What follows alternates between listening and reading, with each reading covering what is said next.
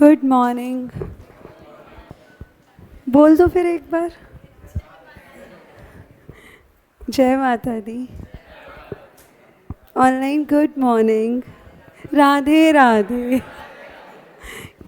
तुमने मुझे मिस किया सही में है। कितने कौन पहली बार पढ़ोगे? पहली बार? अच्छा, कुछ ही हो, बाकी सब मुझसे वाकिफ़ हो, है ना? हाँ, चेहरे तो याद आ गए सबके। पढ़ोगे पहली बार? अच्छा हाँ, एसएम तो पहली बार। ये बढ़िया था।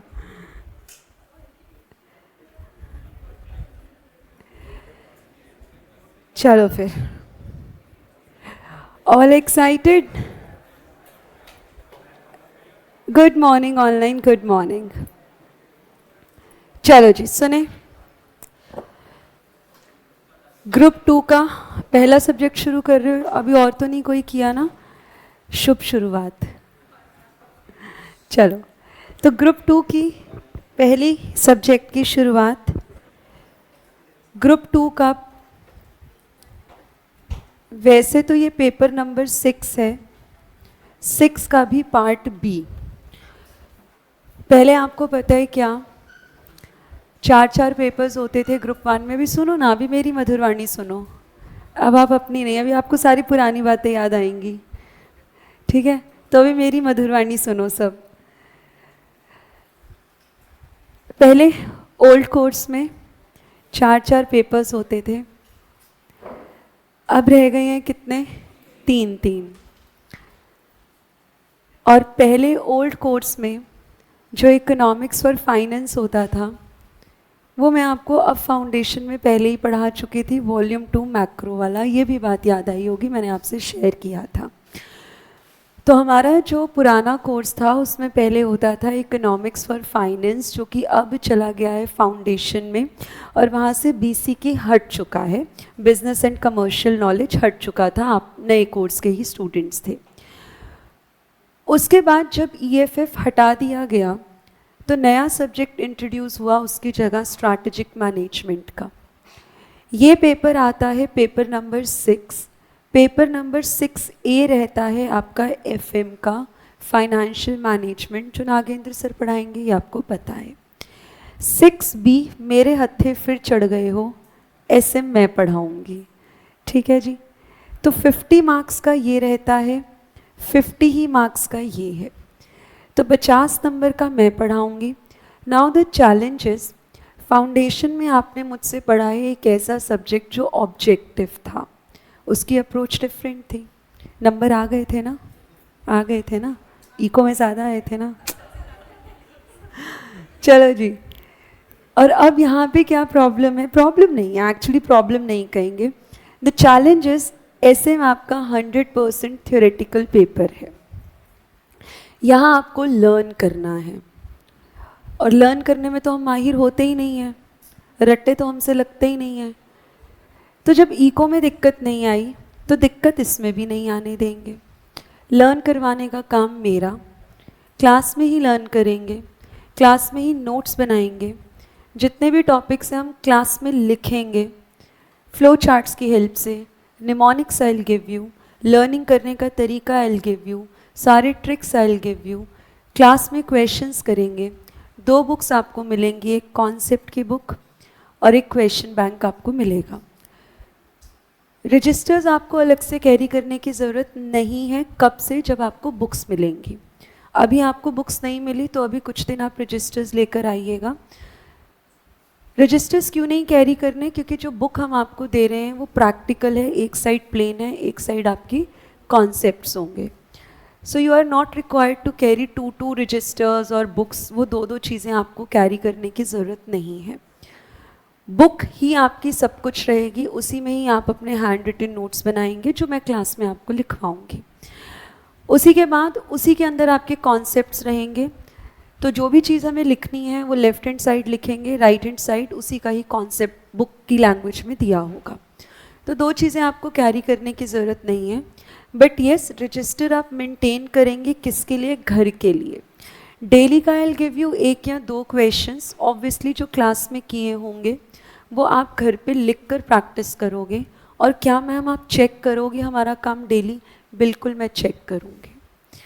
अब ये आपकी रिस्पॉन्सिबिलिटी है। Obviously I will not pin point each and every person कि बेटा आपने किया दिखाओ, वो स्कूल वाली बातें नहीं। मैंने आपसे एक बार शेयर कर दिया कि आपको अगर मैं कुछ लिखने के लिए बोल रही हूँ कोई टॉपिक, आपको अपने एंड पे घर पे लिखना है और वो आपकी रिस्पॉन्सिबिलिटी है लिख कर चेक करवाना। ऑब्वियसली मैं डेली आपको नहीं जो है ऐसे टोकूंगी, दिखाओ आपको मैंने होमवर्क दिया था, किया नहीं किया तो आप क्लास से बाहर जाओ, ऐसा कुछ नहीं। ये स्कूल नहीं है, प्रोफेशनल कोर्स में हम थोड़ा प्रोफेशनलिज्म दिखाते हुए चलेंगे।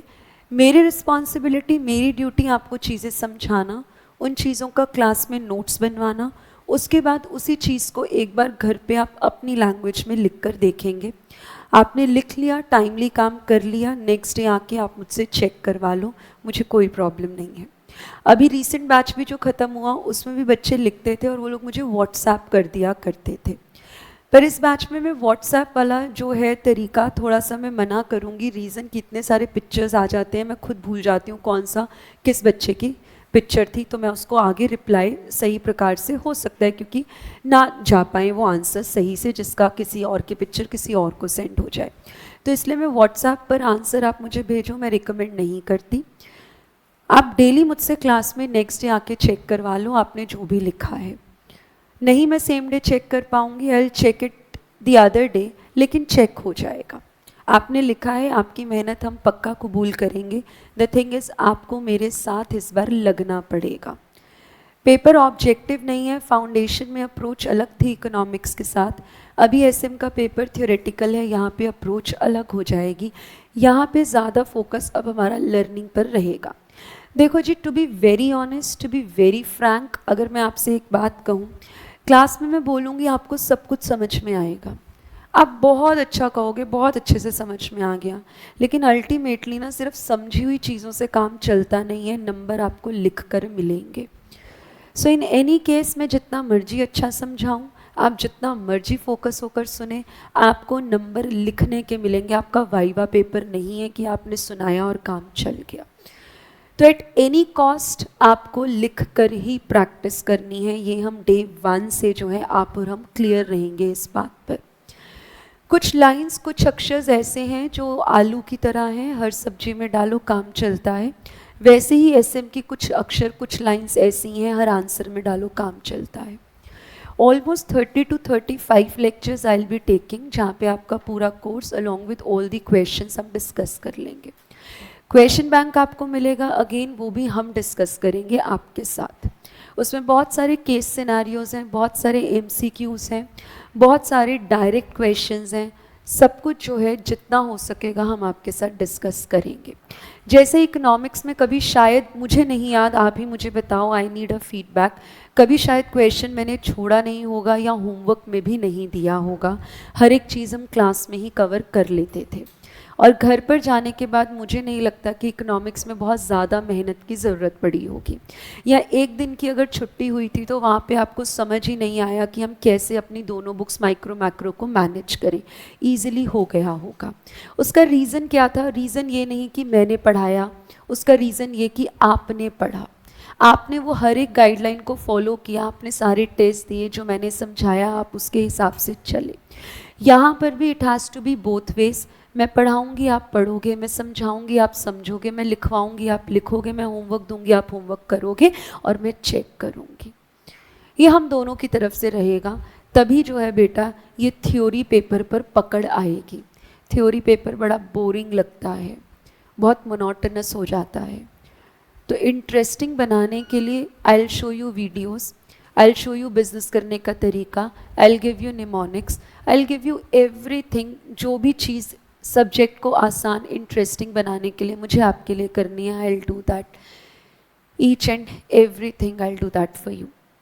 उसके बाद हमने आपको बताया 6B जो है ये रहता है 50 मार्क्स का रहता है।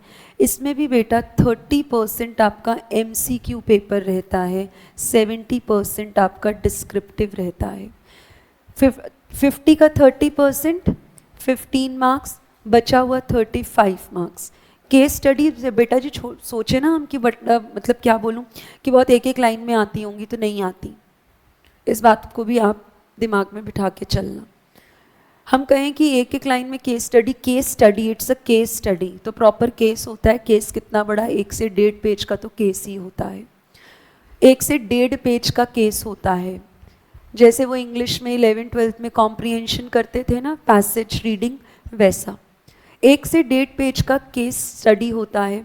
उसमें से सवाल कितने आते हैं? 5 क्वेश्चंस आते हैं, 2 नंबर का एक सवाल। मिलेगा तो पूरा 2 मिलेगा, नहीं मिलेगा तो कुछ नहीं मिलेगा, नेगेटिव मार्किंग नहीं होती है।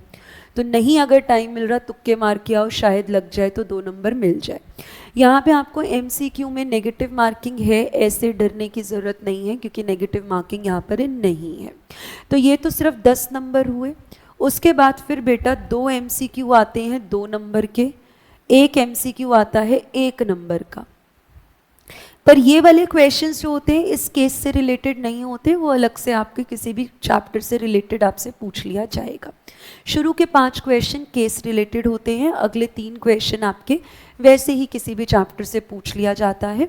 उसके बाद शुरू होता है ये 35 नंबर का सिलसिला। यहाँ पे आपको लिखना होता है। कुछ क्वेश्चंस हर अटेम्प्ट में आते ही आते हैं, उनके प्रैक्टिस क्लास में करके चलेंगे। तो ये तो हमारे थोड़े से कोर्स की बात रही। What about test? Obviously test हम लेंगे। कैसे लेंगे? यूनिट 1, 2, 3 का एक टेस्ट, यूनिट 4 और 5 का एक टेस्ट। 50 नंबर का पेपर है, 5 ही चैप्टर्स हैं, तो आप ये मान सकते हो 10 नंबर का एक चैप्टर। सीधी सीधी बात है। 5 चैप्टर्स हैं, 50 नंबर का है। 30 से 35 क्लासेस मुझे चाहिए, वो भी तब जब मैं आपको साथ में रिवीजन भी करवाऊंगी, क्वेश्चंस भी करवाऊंगी। इस अटेम्प्ट में भी ऑलमोस्ट 32 लेक्चर्स में हमने कोर्स ख़त्म कर दिया। आगे के 3-4 लेक्चर्स में सिर्फ क्वेश्चंस की प्रैक्टिस की है, केस स्टडीज़ की प्रैक्टिस की है, MCQ की प्रैक्टिस की है, पर कोर्स मेरा 32 लेक्चर्स में ख़त्म हो गया था। तो आपके केस में भी उम्मीद कर सकते हैं 32 का 31 या 32 का 33 कोर्स इतने में ख़त्म हो जाएगा। बस ये आपके कुछ पेपर्स की बातें हैं। टेस्ट की बात मैंने आपसे शेयर की। यूनिट 1, 2, 3 का एक टेस्ट, 4, 5 का एक टेस्ट, तीसरा टेस्ट फुल सिलेबस का। इसमें कोई चेंजेस होंगे अगर टेस्ट में, तो ऑब्वियसली ड्यूरिंग दिस पीरियड आपको I will let you know for sure. Clear है जी बात? शुरू कर सकते हैं। टाइमिंग्स वही 8:30 से 10 का रहेगा। 8 बजे मेरे लिए टू बी ऑनेस्ट पॉसिबल थोड़ा सा नहीं है, मैं थोड़ा बाल बच्चे वाली हूँ, पता होगा आपको, है ना। मेरा छोटा सा बालक है, स्कूल भेजना होता है, तो इसलिए आपको ऐसे ही मैं आधा घंटा वेट करवाऊँ वो अच्छा नहीं लगता।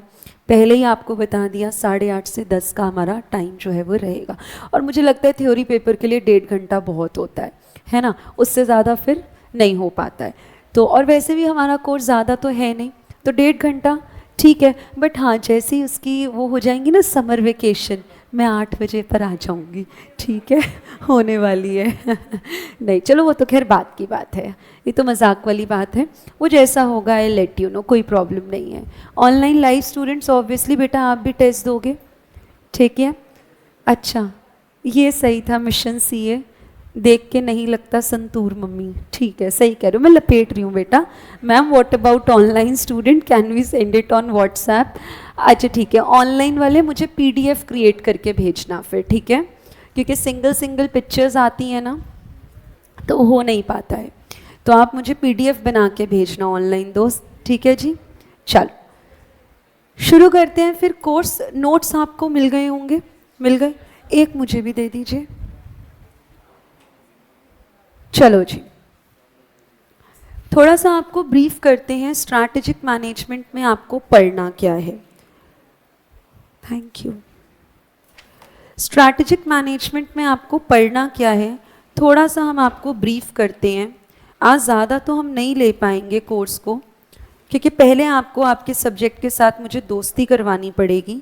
आपके लिए पूरा ये नया सब्जेक्ट है, तो आज इस चैप्टर के साथ, आज इस सब्जेक्ट के साथ थोड़ी सी दोस्ती करते हैं, जान पहचान बढ़ाते हैं, और फिर जो है आगे इसको नेक्स्ट स्टेज तक लेकर जाएंगे। सुनेंगे, स्ट्रैटेजिक मैनेजमेंट सब्जेक्ट नहीं है। कितने बच्चे आप लोग बिजनेस करना चाहते हो, CA बनने के बाद फर्म खोलेंगे? ऑब्वियसली जो थोड़ा सा बॉयज़ का जो होता है पर्सपेक्टिव, वो कहीं ना कहीं फर्म का होता है, ठीक है जी। तो बिजनेस करना कैसे है ना, वो हम स्ट्रैटेजिक मैनेजमेंट में सीखेंगे। प्रैक्टिकली चीज़ों को समझेंगे, फिर उस चीज़ को थ्योरेटिकली पढ़ लेंगे, आसान बन जाएगा। स्ट्रैटेजिक मैनेजमेंट अक्षर जो है वो, स्ट्रैटेजी जो है वो अक्षर उठाया कहाँ से गया है? हमारा तो ये अक्षर है ही नहीं, ये हमने आर्मी से, मिलिट्री से ये अक्षर उठाया है। ये अक्षर हमारा नहीं है। स्ट्रैटेजी आपको याद होगा, बिजनेस इकोनॉमिक्स क्या था? मल्टी डिसिप्लिनरी इन नेचर था। बहुत सारे सब्जेक्ट्स को मिलाकर हमने एक सब्जेक्ट बनाया था। वैसे ही स्ट्रैटेजिक मैनेजमेंट में जो अक्षर स्ट्रैटेजी है वो मेरा है ही नहीं, वो कोर स्ट्रैटेजिक मैनेजमेंट का वर्ड है ही नहीं। वो अक्षर तो हमने उठाया है आर्मी, मिलिट्री से। वहाँ पर षड्यंत्र बनाए जाते हैं, काम करने की नीतियाँ बनाई जाती हैं, उसी को ही आज इंग्लिश में स्ट्रैटेजी का नाम दे दिया है। एक्चुअल में स्ट्रैटेजी का मतलब सिर्फ क्या है? नीतियाँ बनाओ, षड्यंत्र रचो।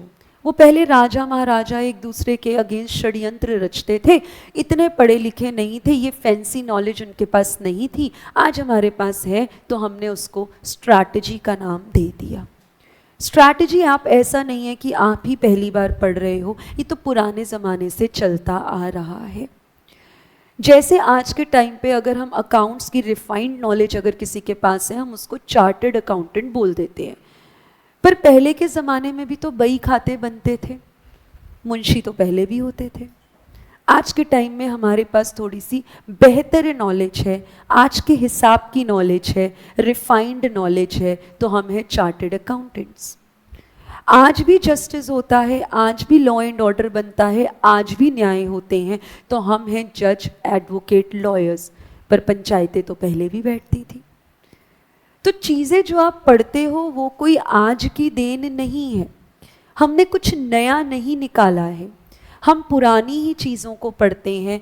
पहले भी बिजनेस होता था, आज भी बिजनेस होता है। इट इज़ जस्ट दैट बदलते ज़माने के साथ, बदलते वक्त के साथ काम करने के तरीके बदल गए हैं। पहले जिन कामों को मैन्युअली किया जाता था, आज उन कामों को करने के लिए टेक्नोलॉजी की मदद ली जाती है। और आज से आगे आने वाला ज़माना और बदलता हुआ दिख रहा है, आर्टिफिशियल इंटेलिजेंस का समय आ रहा है। तो काम आज भी हो रहा है, पहले भी होता था, जब एआई आ जाएगा काम तब भी होगा। तो ना आप कुछ नया सीख रहे हो, ना मैं कुछ नया सिखा रही हूँ। इट इज़ जस्ट दैट हमको काम करना आता था, हमको नॉलेज भी है, पर उनको हम एक फैंसी वर्ड में क्या बोलते हैं, अपने कोर्स का जो नाम है स्ट्रैटेजिक मैनेजमेंट, उसकी लैंग्वेज में उन चीज़ों को क्या बोलते हैं, बस हमको तो वो सीखना है। काम करना हमें आता है। बिजनेस अभी आपने अपने एंड पे नहीं किया, पर पेरेंट्स, फादर अगर बिजनेस में इन्वॉल्व हैं, देखा तो है, काम करते तो देखा है। आपको ये तो पता होगा कि अगर हम बिजनेस करते हैं तो बिजनेस किस लिए करते हैं? प्रॉफिट्स अर्न करने के लिए। अगर हमको फिक्स्ड प्रॉफिट्स ही मिले, फिक्स्ड अर्निंग्स ही हो, तो भैया फिर तो नौकरी कर लो, बिजनेस क्यों करना है? एक अक्षर आता है इन्फ्लेशन। हम कहते हैं इन्फ्लेशन अच्छी बात नहीं है। इन्फ्लेशन का मतलब प्राइसेस का बढ़ना। पर अगर प्राइसेस बढ़ रहे हैं तो बेटा आप अपने आप को किस नज़र से देख रहे हो? खरीदार की नज़र से। आप बायर हो, इसलिए आपकी जेब से ज़्यादा पैसा जा रहा है तो आपको दुख हो रहा है। पर आप बिजनेसमैन हो ना, आप ये सोचो, क्योंकि हमको तो बिजनेस पढ़ना है ना। आप बिजनेसमैन हो, आप सोचो आपके परदादा ने भी वो चीज़ 10 रुपये पे बेची, पापा ने भी 10 रुपये पे बेची, आप भी 10 पे बेच रहे हो, आगे आने वाली आपकी जनरेशन भी 10 रुपये पे बेच रही है। तो बिजनेस करने का मोटिवेशन कहाँ गया? क्यों करोगे आप बिजनेस? आप कहोगे कि भैया फिर तो अच्छा है कि हम लोग नौकरी कर लें, अगर फिक्स्ड इनकम ही अर्न करनी है तो काहे को बिजनेस करें? तो इन्फ्लेशन अच्छा होता है, पर हमने आज तक सोचा किसकी नज़र से? सिर्फ और सिर्फ बायर की नज़र से, कि हमारी जेब से पैसा ज़्यादा जा रहा है, हमें दुख हो रहा है।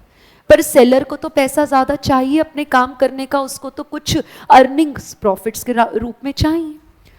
ये जो इन्फ्लेशन है, ये जो महंगाई है, ये भैया एकदम से ना आए। 10 रुपये वाली चीज़ सीधा 100 रुपये 500 पे ना आ जाए। 10 रुपये वाली चीज़ के रेट बढ़े तो भैया 54 58 1 रुपये करके बढ़े तो एक्सेप्टेबल है। तो हम कहते हैं इन्फ्लेशन लो हो, इन्फ्लेशन स्टेबल हो, पर इन्फ्लेशन की कुछ डिग्री ऑलवेज रिक्वायर्ड होती है, नहीं तो economy as a whole grow कर ही नहीं सकती है। यही तो सीखना है। ये चीज आपको पता थी कि सेलर काम कर रहा है प्रॉफिट्स के लिए, बस ये नहीं पता था कि इन्फ्लेशन हम क्यों कहते हैं, बढ़ता हुआ इन्फ्लेशन बुरा है। थोड़ा सा हमने उसको और बेसिक्स को क्लियर किया, आज वो बात भी सेटल हो गई कि भैया इन्फ्लेशन भी रिक्वायर्ड होता है। बस यही चीजें स्ट्रैटेजिक मैनेजमेंट में पढ़नी है। आप अगर बिजनेस कर रहे हो तो बिजनेस स्क्रैच से करते वक्त क्या क्या काम करने हैं, बस उस चीज को हमने सोचना है। आज मैं एग्जाम्पल लेती हूँ आपके वीजेसी का, वैभव जलान क्लासेस का। ये हम बिजनेस करेंगे और इस बिजनेस से समझेंगे पूरा स्ट्रैटेजिक मैनेजमेंट का बिजनेस मॉडल कहलाता क्या है। सबसे पहले क्या, स्ट्रैटेजिक मैनेजमेंट के फादर कौन है? आइगोर एनसॉफ। इग्नोर नहीं करना, आइगोर, ठीक है। कई लोग ना इसको इग्नोर बोल देते हैं, पता नहीं चलता है, कोई बात नहीं, नादान बच्चे नादान दिल, चलेगा। आइगोर एनसॉफ फादर हैं स्ट्रैटेजिक मैनेजमेंट के। अरे वो जैसे पापा जी लर्न किए थे इकोनॉमिक्स के एडम स्मिथ, आज स्ट्रैटेजिक मैनेजमेंट के पापा जी कौन है? आइगोर एनसॉफ। काम खत्म। ये बात ना बुक में नहीं लिखी, कोई बात नहीं, आप लिख के आना, नंबर मिलेंगे, सुनेंगे आगे। अब हुआ क्या, आइगोर एनसॉफ ने स्ट्रैटेजिक मैनेजमेंट के बहुत सारे तरीके दिए हैं, काम करने के बिजनेस के मॉडल्स दिए हैं, हमको पढ़ने भी हैं। पर हमारा स्ट्रैटेजिक मैनेजमेंट का एक प्रोसेस होता है, यानी कि स्ट्रैटेजीज कैसे बनती हैं उसका एक प्रोसेस होता है। वो प्रोसेस देने वाले अंकल जी का नाम है फ्रेड आर डेविड। मेरी पुरानी लैंग्वेज याद आ रही होगी तुमको, फ्रेड आर डेविड। तो ये कौन है? ये हमारे स्ट्रैटेजी बना रहे हैं, कौन सी? स्ट्रैटेजिक मैनेजमेंट मॉडल दे रहे हैं। अब सोच के देखना बेटा, आप जो हो ना, आप बिजनेस कर रहे हो, आप मुझे बताओ सिर्फ सोचने से बिजनेस हो जाएगा या कुछ करना पड़ेगा? कुछ तो करना पड़ेगा, कुछ करना पड़ेगा। हमें क्या क्या करना पड़ता है? सबसे पहले बेटा जी हम कहते हैं, देखो आपको पता होगा अगर आप इंटरव्यू क्रैक करते हो ना, तो सामने से पहला सवाल आता है, where do you see yourself after 5 years। ये बहुत कॉमन क्वेश्चन है इंटरव्यू का। आप आर्टिकलशिप के लिए भी इंटरव्यूज क्रैक करोगे, आपसे पूछेंगे where do you see yourself after 5 years। तो यहाँ पर यही हम बिजनेस करने से पहले खुद से पूछ रहे हैं। आज मैं सोच रही हूँ क्या कि मैं एक कोचिंग इंस्टीट्यूट खोलूंगी जिसमें मैं सीए कोचिंग जो है वो प्रोवाइड करूंगी। तो सीए कोचिंग अगर मैं प्रोवाइड करूंगी, ये मैं बिजनेस करना चाह रही हूँ, तो मैं खुद को आगे आने वाले 5 साल 10 सालों में कहाँ देख रही हूँ? मैं दिल्ली का टॉप मोस्ट इंस्टीट्यूट बनना चाहती हूँ। मैं दिल्ली का टॉप मोस्ट इंस्टीट्यूट बनना चाहती हूँ और उसके आगे अगले 10 साल में मैं नॉर्थ इंडिया का टॉप इंस्टीट्यूट बनना चाहती हूँ। उसके और आगे मैं पूरी इंडिया का टॉप इंस्टीट्यूट बनना चाहती हूँ। और उसके आगे का क्या सोचा, नेपाल और दुबई में भी तो हमारे पेपर्स कंडक्ट होते हैं, हम तो इंटरनेशनल ब्रांचेस भी खोलेंगे, जो कि वीजेसी ने कर रखा है। तो हम क्या कह रहे हैं, हम आपको बोल रहे हैं, हम अपना बिजनेस जब कर रहे हैं, शुरुआत कर रहे हैं, हम अपने बिजनेस को आगे कितनी दूर तक हम अपने आप को देख सकते हैं, हम अपने आप को आज से बहुत साल बाद कहाँ देखते हैं, इसको बेटा विजन बोला जाता है।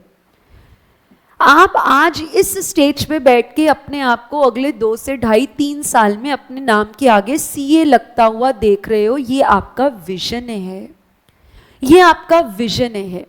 तो बिजनेस करने से पहले सबसे पहले डिसाइड होता है विजन। मैं पूरे आपको चैप्टर्स बता रही हूं जो हमने पढ़ना है, 5 चैप्टर्स, एक बार समरी दे रही हूं। तो हम क्या कहते हैं, हम अपने बिजनेस को आज से 5 साल बाद कहाँ देखना चाहते हैं, वो मेरा दूरदर्शी होता है विजन। इस विजन तक पहुंचने के लिए कोई तो रास्ता मुझे अपनाना पड़ेगा, कोई तो जीपीएस लोकेशन मुझे डालनी पड़ेगी मैप में। वो जो जीपीएस लोकेशन है, वो जो रोड मैप है, उसको बोलते हैं हम मिशन। मिशन रोड मैप है। आपके लिए आपका मिशन क्या है? अभी का मिशन सीए इंटर क्रैक करना। अगला मिशन आपके लिए आर्टिकलशिप करना। अगला मिशन आपके लिए फाइनल क्लियर करना। ये जब मिशन पूरे हो गए तो आपका विजन आपको मिल गया ना। तो विजन दूर की सोच, उस दूर रास्ते तक पहुंचने के लिए कौन सा जीपीएस लोकेशन रोड मैप चाहिए, दैट इज माय मिशन। ये डिसाइड किया जाता है बाय वैभव सर। मैं क्यों ऐसा नाम लिख रही हूं डायरेक्टली? अच्छा वाला नाम जो हमारा स्ट्रैटेजिक मैनेजमेंट जिस अक्षर का इस्तेमाल करता है वो नाम अभी मैंने क्यों नहीं लिखा? क्योंकि मुझे आपको बेसिक्स बताने हैं। तो विजन और मिशन डिसाइड करेंगे हमारे वैभव सर। बोलेंगे हम इनको क्या? ये मेरा कॉरपोरेट लेवल है, टॉप मोस्ट लेवल है। अगर मैं रिलायंस की बात करूं तो हमारे वो गुज्जू भाई, कौन? अंबानी जी, उनकी वाइफ, उनके बच्चे, ये सब कॉरपोरेट लेवल है। ये सब कॉरपोरेट लेवल है जो करता धरता है। ये विजन मिशन डिसाइड करेंगे कि आज अगर मुझे लेटेस्ट से टेलीकॉम इंडस्ट्री में, जियो आज एस्टैब्लिश नहीं है, तो मुझे टेलीकॉम इंडस्ट्री में जाना है या नहीं जाना, ये रिलायंस के एम्प्लॉइज तय नहीं करेंगे, ये उनका बोर्ड ऑफ डायरेक्टर्स तय करेंगे। कॉरपोरेट लेवल बताएगा। हाँ या ना का जवाब कॉरपोरेट लेवल से आएगा, पर अब काम करना कैसे है वो मिडिल लेवल बताएगा, और काम एक्चुअल में कैसे हो रहा है उसको ऑपरेशनल करेगा लोअर लेवल। आज मुझे वैभव सर ने बोला, देखो ज्योति, हाँ जी, मैंने कहा बोलो सर। कहते हैं ज्योति सुनो, हम लोग ना लेटेस्ट से, मैं आपको अगर एग्जाम्पल बिल्कुल शुरुआत से दूं इस कॉन्सेप्ट को कनेक्ट करने के लिए, वीजेसी स्टार्ट हुआ था, आपको शायद सर ने बता रखा होगा, एक कमरे से स्टार्ट किया था, बता रखी होगी उन्होंने ये स्टोरी। तो हमने एक कमरे से स्टार्ट किया था, तब सिर्फ मैं और सर पढ़ाते थे, सिर्फ हम दोनों पढ़ाते थे। हमने उस कमरे से स्टार्ट किया था जहाँ पे हम सिर्फ अभी फाउंडेशन की क्लासेस दिया करते थे। हमारी सोच क्या थी, हमारा विजन क्या था, हम इसको एक बड़े लेवल पे काम करना चाहते हैं। हमने प्रीवियस मॉल में काम किया, अब वहाँ पे हमको ज्वाइन आपने किया हुआ था। फिर अगला मेरा, और मैंने विजन देखा, जब एक विजन पूरा हो गया मैंने कहा और ग्रैंड लेवल पे जाना है, हम यहाँ पर आ गए। तो हम क्या कह रहे हैं, ये और ग्रैंड लेवल पे जाना है, ये लोअर लेवल डिसाइड करेगा या वैभव सर का निर्णय होगा, डिसीजन होगा? वैभव सर का होगा। उन्होंने मुझे बताया, ज्योति फाउंडेशन के साथ अब हम इंटर की क्लासेस भी लेंगे, तुमको इंटर भी पढ़ाना है। ये चीज पहले से डिसाइडेड थी कि इंटर भी पढ़ाना है, इंटर भी पढ़ाना है और तुमको एसएम पढ़ाना है। ठीक है जी, अब आप मुझे ये बताओ, ये कॉरपोरेट लेवल, ये मिडिल लेवल, ये कॉरपोरेट लेवल, ये मिडिल लेवल, इंटर पढ़ाना है या नहीं पढ़ाना, इसमें मेरा से नहीं है, मेरा से नहीं है, ये सर का डिसीजन है। क्योंकि इंटर पढ़ाने के लिए हमें स्पेस चाहिए, हमें प्रोजेक्टर चाहिए, हमें कुर्सियाँ चाहिए, हमें और स्टाफ चाहिए, हमें इंफ्रास्ट्रक्चर चाहिए, हमें एसी चाहिए, हमें सब कुछ चाहिए। मेरे कहने से ये चीज़ें अरेंज नहीं होंगी, पर सर कहेंगे ना हाँ करना है तो ये चीज़ें आएंगी आएंगी। विजन और मिशन डिसाइड करता है कॉरपोरेट लेवल। जब उन्होंने हाँ किया, इंटर शुरू होगा, मुझे एसएम लेना है, तो अब एसएम के प्रति काम तो मैं करूंगी। ये हो गया मिडिल लेवल। एक्चुअल में जो यहाँ पे स्टाफ है वो उस चीज को पॉसिबल कर पा रहा है। हमारे आने से पहले ये सेटअप तैयार है, कुर्सियां लगी हैं, एसी ऑन है, आपके लिए कार्डबोर्ड्स वहाँ रखे हैं, एवरीथिंग वो पहले से ही की हुई होती है।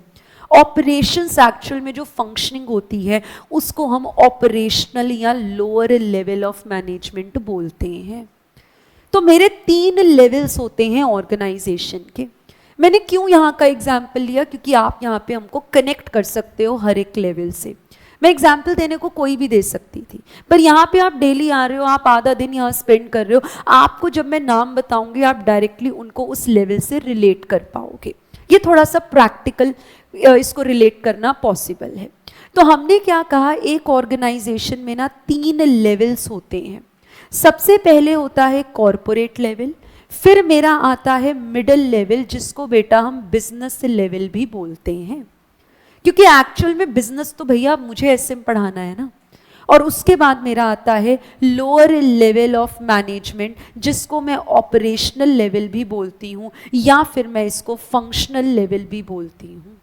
ये सब इसके अलग अलग नाम हैं। तो अब हुआ क्या, हमको आज से 5 साल बाद खुद को कहाँ देखना है, ये विजन हो गया। उस विजन तक जाने के लिए रास्ता कौन सा चुनना है, वो मिशन हो गया। अब हो क्या रहा है, अब हम डिसाइड करेंगे। अब हम क्या डिसाइड करेंगे, अब अपन डिसाइड करने वाले हैं हमारे बिजनेस मॉडल और business definition. Business model, business definition क्या होता है, पुराने कोर्स में था, अब नहीं है, पर अभी भी कुछ सवाल इससे रिलेटेड पूछे जाते। ज़्यादा इन डेप्थ में नहीं बताऊंगी, सिर्फ इसका मतलब ये है पैसे कमाने का जरिया। मेरा बिजनेस मॉडल क्या है, मेरा बिजनेस मॉडल है सीए के बच्चों को सीए की कोचिंग देना। ये मेरा बिजनेस मॉडल, बिजनेस डेफिनेशन। मेरे बिजनेस को कौन डिफाइन कर रहा है, क्या डिफाइन कर रहा है, मेरा बिजनेस कैसे डिफाइन हो रहा है। मेरा बिजनेस ऐसा जहां पे मैं सीए के बच्चों को सीए की कोचिंग सब्जेक्ट्स पढ़ाती हूं। उसको पढ़ाने के लिए, यानी कि ये एक तरीका है मेरा पैसे कमाने का, जिसके लिए मॉडल क्या बन गया, फाउंडेशन से पैसा कमा रही हूं, इंटर से कमा रही हूं, फाइनल से कमा रही हूं। ये बिजनेस मॉडल, सीए के बच्चों को कोचिंग देना मेरे बिजनेस डेफिनेशन का पार्ट है। बिजनेस मॉडल और बिजनेस डेफिनेशन को डिसाइड करने वाला मिडिल लेवल बिजनेस लेवल होता है। उसके बाद बेटा जी एक्चुअल काम जब करेंगे, आज एक्चुअल में क्लासेस हो पाई हैं, सर ने डिसीजन लिया क्लासेस लेनी है, मैंने हाँ भरी 8:30 बजे लेनी है, पर एक्चुअल में पॉसिबल कैसे हुआ। मैं क्या पहले आई 7 बजे कुर्सियाँ अरेंज की, क्या मैंने प्रोजेक्टर अरेंज किया, मैंने एसी चलाया, मैंने कमरे को जो है इसका टेम्परेचर को मेंटेन, नहीं। एक्चुअल में काम किसी और लेवल ने किया, फंक्शनिंग किसी और ने की, ऑपरेशंस किसी और ने किए, ऑपरेशनल लेवल। तो हमारे 3 लेवल्स ऑफ मैनेजमेंट बेटा, कॉरपोरेट लेवल से विजन और मिशन मिलते हैं, सेकंड लेवल से मुझे बिजनेस मॉडल, बिजनेस डेफिनेशन मिलता है, और यहां से बेटा मुझे मिलते हैं गोल्स एंड ऑब्जेक्टिव्स। अब इसमें क्या फर्क है, गोल्स और ऑब्जेक्टिव्स में क्या फर्क है। लेटस से बेटा जी, ये भी आप जो है चैप्टर 1 में पढ़ोगे। अच्छा अभी तो आपके पास बुक नहीं है ना, तो पेज नंबर बताना, अभी फायदे में नहीं रहोगे, पर ये जितनी भी बातें मैं आपको बता रही हूँ ये सब आपके कोर्स का पार्ट है। आपकी बुक्स में ऑलरेडी ये सारी चीज़ें जो है ना वो मेंशन्ड है। तो हम क्या बोल रहे हैं बेटा, हमारे जो गोल्स होते हैं ना, मेरा गोल है प्रॉफिट्स को बढ़ाना। क्या गोल है मेरा, प्रॉफिट्स को बढ़ाना। मेरा गोल है सेल्स टर्नओवर को बढ़ाना, ये मेरा जो है वो गोल है। पर बेटा ये जो गोल है, क्या मैं आपको ये क्लियर कर रही हूँ प्रॉफिट कितने % बढ़ाना है, 10%, 50%, 20%, 10,000, 50,000, 5 लाख, नहीं। गोल्स होते हैं बेटा ओपन एंडेड। पर मैंने जब कहा ना 15% प्रॉफिट बढ़ाना है, now this becomes my objective. हम यस ऑल्टरनेटिवली इस्तेमाल कर सकते हैं, गोल्स ऑब्जेक्टिव्स हम हमेशा ऑल्टरनेटिवली इंटरचेंजेबली इस्तेमाल करते हैं, आप भी कर सकते हो। पर स्पेसिफिकली अगर सवाल आता है गोल्स और ऑब्जेक्टिव से, तो गोल्स बेटा मेरे ओपन एंडेड होते हैं, पर वहीं मेरा ऑब्जेक्टिव क्लोज्ड एंडेड होता है। प्रॉफिट बढ़ाने हैं, सेल्स बढ़ानी है, टर्नओवर बढ़ाने हैं, आपको नेट प्रॉफिट रेशियो बढ़ाना है, ग्रॉस प्रॉफिट रेशियो बढ़ाना है, आपको अपना कैपिटल इन्वेस्टमेंट इंक्रीज करना है, आपको एम्प्लॉय टर्नओवर कम करना है, ये सब क्या है, गोल्स हैं। जब मैं स्पेसिफाई कर दूं ना किसको कितने से बढ़ाना है, कितना कम करना है, now this becomes a closed ended objective. तो गोल्स और ऑब्जेक्टिव्स डिसाइड होते हैं by the 3rd level, operational या फंक्शनल लेवल। तो मैंने आपसे क्या बोला, अब जल्दी से हम लर्न करेंगे, रिवाइज करेंगे। क्या लर्न करेंगे, क्या रिवाइज करेंगे, मैं बता रही हूं। ठीक है मैम, बताओ फिर। सबसे पहले मुझे बताओ कितने लेवल्स ऑफ मैनेजमेंट, 3 लेवल्स। सबसे पहले कौन सा, कॉरपोरेट लेवल, फिर मेरा बिजनेस लेवल, फिर मेरा ऑपरेशनल लेवल, जिसका दूसरा नाम फंक्शनल लेवल। जल्दी से बताएंगे कॉरपोरेट लेवल क्या डिसाइड करता है? विजन और मिशन। विजन क्या होता है? वो दूर की सोच। और मिशन क्या है? वहां तक पहुंचने के लिए जो काम करने हैं वो मिशन है। बिजनेस लेवल क्या देता है? Business model, business definition. पुराने कोर्स का पार्ट था, अब आपको नहीं पढ़ना है, थोड़ा सा ब्रीफ में पढ़ना है, वो उतना ही पढ़ना है जितना मैंने अभी बताया। उसके बाद आपकी बुक में तो बिजनेस मॉडल और डेफिनेशन की डेफिनेशन भी नहीं दे रखी है, स्टिल हम आपको लिखवा देंगे फॉर क्या कहते हैं, सिक्योरिटी पर्पसेस, ठीक है जी, फॉर सेफर साइड। जल्दी से बताओ ऑपरेशनल लेवल और फंक्शनल लेवल क्या डिसाइड करता है? Goals and objectives. लर्न हुआ? यूनिट 1 आपको लर्न हो गया, यही तो पढ़ना है बस। अब आगे इनके वो पढ़ेंगे, फीचर्स, कैरेक्टरिस्टिक्स, यही तो पढ़ना है, और क्या पढ़ना है। फिर से एक बार आवाज़ सबकी आनी चाहिए, पहली क्लास है, सुबह की भी पहली क्लास, सब्जेक्ट की भी पहली क्लास, आवाज़ आनी चाहिए, गूंजनी चाहिए आवाज़। जल्दी से बताओ कितने लेवल्स ऑफ मैनेजमेंट? नहीं मज़ा आया, कितने लेवल्स? एक बार फिर से, कितने लेवल्स? 3। 3 तिगाड़ा तो काम बिगाड़ा होता है, फिर से बोलो कितने लेवल्स?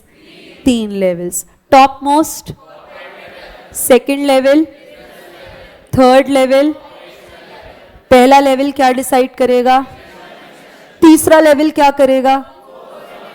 सेकेंड लेवल क्या करेगा? Business model, business definition. Profits बढ़ाने हैं, क्या है ये? गोल्स। 15% प्रॉफिट बढ़ाना है, सेल्स कम करनी है, ये बनना चाहिए गोल। सेल्स कम करना गोल बनना चाहिए, बस लगे रहो, कोई बात नहीं। सेल्स बढ़ानी है, 15% सेल्स बढ़ानी है, ऑब्जेक्टिव्स। तो सबसे पहले बेटा जी, अगर मैं स्ट्रैटेजिक मैनेजमेंट मॉडल की बात करूं, स्ट्रैटेजिक मैनेजमेंट मॉडल की अगर मैं बात करूं, सबसे पहले बनते हैं development of vision, mission, business definition, business model, goals, objectives. लिखेंगे ये सब। ये कहाँ पढ़ेंगे बेटा? ये आप पढ़ोगे यूनिट 1 में, ये यूनिट 1 है आपका, ठीक है जी। नेक्स्ट आगे चेक करेंगे। जब ये काम मेरा हो गया, अब हम क्या करेंगे? ध्यान से सुनेंगे। अब हम क्या करेंगे? सुनिएगा। अब मुझे अपने एनवायरनमेंट को स्कैन करना है। मैंने ये तो कह दिया कि मुझे सीए कोचिंग स्टार्ट करनी है, उसके अंदर मुझे इंटर, फाइनल, फाउंडेशन सब पढ़ाना है, मुझे कौन से सब्जेक्ट्स पढ़ाने हैं मैंने ये भी डिसाइड कर लिया। पर भैया चेक तो कर लो, पढ़ाने की ताकत है? बोल तो दिया फाइनल भी शुरू करेंगे, बोल तो दिया इंटर भी शुरू करेंगे, बोल तो दिया फाउंडेशन भी शुरू करेंगे। स्पेस है इतना बच्चों को बिठाने के लिए? इतने प्रोजेक्टर्स हैं, इतना स्टाफ है, इतना एरिया है, इतने एसी हैं, इतने पंखे हैं, इतनी कुर्सियां हैं? अगर नहीं है तो रेंट पे भी अगर आप लेते हो तो रेंट पे करने की कैपेसिटी है? और अगर अपना भी खरीदते हो तो अपनी जेब से इतना पैसा लगाने के लिए तैयार हो? नहीं मैम लोन पे ले लेंगे, तो लोन कौन सा मुफ्त में मिलेगा, उसको भी तो वापस करना है, एंड दैट टू इंटरेस्ट के साथ। तुम में इतना दम है कि जो सोच रहे हो वो एक्चुअल में कर पाओ, यानी कि अपने अंदर झांकना है। इसको बोला जाता है internal environment of a business organisation. क्या हम करने के लिए काम तैयार हैं? क्या इतनी चीजें, जो जो रिसोर्सेज चाहिए, अरे हमको स्टाफ चाहिए, हमको इतने सारे सब्जेक्ट्स है, उतनी फैकल्टीज चाहिए, हमें 3 कमरे भी चाहिए, हमको स्पेस चाहिए, हमको उतने एसी चाहिए, उतनी प्रोजेक्टर चाहिए, हमें सब कुछ चाहिए। क्या हमको पढ़ाने के लिए बुक्स भी देनी है? हाँ बिल्कुल देनी है। तो प्रिंटिंग कॉस्ट, फ्री में तो प्रिंट नहीं हो जाएंगे। प्रिंटिंग कॉस्ट देने के लिए तैयार हो? जेब में इतना पैसा लेके घूम रहे हो? क्योंकि बेटा बिजनेस कमा के बाद में देगा, पहले जेब से पैसे देने पड़ते हैं। कोई नई बात तो नहीं बताई, आपको तो पता है। इट इज जस्ट दैट आज हम रिलेट करना सीख रहे हैं, उस बातों को जो सुनी हुई थी, देखी हुई थी, आज सब्जेक्ट के साथ रिलेट कर रहे हैं। शुरुआती दिनों में कोई भी बिजनेस करो, पैसा जेब से जाता है, कमाई तो बाद में होगी। तो भैया वो जो पीरियड है जिसमें आपको जेब से पैसा निकाल के देना है, आर यू प्रिपेयर्ड? है इतना पैसा? इंटरनल स्ट्रेंथ चेक करो, इंटरनल वीकनेस चेक करो। नहीं है स्पेस, आपकी वीकनेस है। नहीं है इतना स्टाफ, आपकी वीकनेस है। नहीं है इतना इंफ्रास्ट्रक्चर, आपकी वीकनेस है। अपने अंदर झांकना, इसको अपन बोलते हैं एनवायरमेंटल एनालिसिस। कौन सा एनवायरमेंट? Internal environment. चलो ये तो समझ में आया। अब आप मुझे ये बताओ, क्या जिस काम को करने का मैंने डिसीजन लिया वो सिर्फ मैं ही कर रही हूं? आज से पहले कोई नहीं करता था, सब करते थे। कॉम्पिटिटर्स भी तो होंगे, उनको नहीं देखना? सरकार की पॉलिसीज नहीं देखनी? अब तो जीएसटी आ गया। कंप्लायंसेस नहीं देखने? आपके रीजन में कैसा लॉ चल रहा है वो नहीं देखना? आपके रीजन में सीए के बच्चे हैं भी पढ़ने वाले, वो नहीं देखने? अगर आपके पास जेंट्री नहीं है, आपके पास कस्टमर ही नहीं है जो सीए करने के लिए तैयार है, तो आप बताओ सीए कोचिंग खोल के कर क्या लोगे? फिर चाहे आपके पास पैसा है, इंटरनल स्ट्रेंथ है, आपके पास इक्विपमेंट्स हैं, आपके पास प्रोजेक्टर है, कमरा है, बंदे हैं, सब कुछ है, फैकल्टीज हैं, प्रिंटिंग कॉस्ट भी आप बियर कर सकते हो, पर मुझे बताओ मार्केट में डिमांड ही नहीं है तुम्हारी चीज की, तो क्या कर लोगे? तो भैया एनवायरमेंट एनालाइज कर लो। एनवायरमेंट में इंटरनल एनवायरमेंट भी एनालाइज करो, एक्सटर्नल एनवायरमेंट भी एनालाइज करना आपको पड़ेगा। इस चीज को हम बोलते कैसे हैं? एनवायरमेंटल एनालिसिस, और दूसरा नाम होता है ऑर्गेनाइजेशनल अप्रेजल। तो हम नेक्स्ट स्टेप क्या करते हैं? नेक्स्ट स्टेप में हम चेक करते हैं अपने एक्सटर्नल एनवायरनमेंट को। Analysis of external environment. बेटा एक्सटर्नल एनवायरनमेंट से मुझे मिलते हैं अपॉर्चुनिटीज और थ्रेट्स। मैंने कहा क्या? मैंने कहा यहाँ पे तो ना सीए की कोचिंग है, सुनना मेरा एग्जाम्पल। मैंने कहा यहाँ पे तो ना सीए की कोचिंग, सीए के बच्चे भर भर के आते हैं, बहुत रश लगा रहता है 3-4 बजे तक। पर ये वाली जो लोकेशन है ना, ये मॉल में है, और यहाँ पे जितने भी खाने पीने की चीज़ें हैं ना, वो बहुत महंगी हैं। यार मेरे लिए तो ये अपॉर्चुनिटी है, मैं सस्ते दाम पे कोई स्टॉल लगा लेती हूँ यहाँ पे। अपॉर्चुनिटी एक्सटर्नल एनवायरनमेंट से मिली, मुझे खुद से नहीं मिली। खुद मैंने अपनी स्ट्रेंथ का इस्तेमाल किया। मेरे में स्ट्रेंथ थी कि मैं यहाँ पर स्टॉल लगा सकती हूँ, स्टॉल का रेंट दे सकती हूँ, जो चीज़ें बनाकर बच्चों को बेचनी है वो बना सकती हूँ, शेफ को पैसा दे सकती हूँ सस्ते में, अगर अपनी जेब से भी जाएगा ना तो भी मैं बना के दे सकती हूँ। एटलीस्ट कुछ समय के लिए मेरे पास कस्टमर तो मैं लॉक कर लूँगी, आगे तो फिर बाद में धीरे धीरे रेट बढ़ा देंगे। अरे जियो ने यही तो किया, फ्री में मार्केट में एंट्री की और आज धीरे धीरे रेट बढ़ा रहा है। पहले लोगों को अपनी आदत डाल दो, पहले लोगों को अल्टीमेट प्रीमियम क्वालिटी दो, उनको अपनी चीजों की आदत डाल दो, बाद में पैसा वसूल लेंगे। अजी एक बार को नुकसान ही तो होगा। और जियो को क्या फर्क पड़ा, एक बार अगर 2-3 साल लॉसेस में गया भी तो पहले ही कॉन्ग्लोमेरेट था। Now what is this conglomerate? Multi business था उसका, एक से लॉस हुआ भी तो भरपाई उसने कहीं और से कर ली, उसकी जेब से क्या किया, आज भी वो टॉप पे बैठा हुआ है। और आज जब लोगों को जियो की क्वालिटी की आदत लग गई है तो लोग पैसा बढ़ने के बाद भी जियो को छोड़ते नहीं है। ऐसा ट्रस्ट बिल्ड करो, ये मार्केट में एंट्री करने का तरीका है। तो मैं भी तो आपको वही एंट्री का तरीका बता रही हूं कि यहां पर बच्चे बहुत आते हैं पर खाने पीने की चीजें बहुत महंगी है, और अगर सस्ती है तो बहुत लंबा पैदल चक्कर काट के जाना पड़ता है, बाहर तक जाना पड़ता है, धूप है, बारिश है, छांव है, पॉसिबल नहीं है एक बच्चे के लिए। मैं अंदर ही एक दुकान खोल देती हूँ, सस्ते में चीजें प्रोवाइड करूंगी। ये मेरी अपॉर्चुनिटी मुझे मिली एक्सटर्नल एनवायरनमेंट से।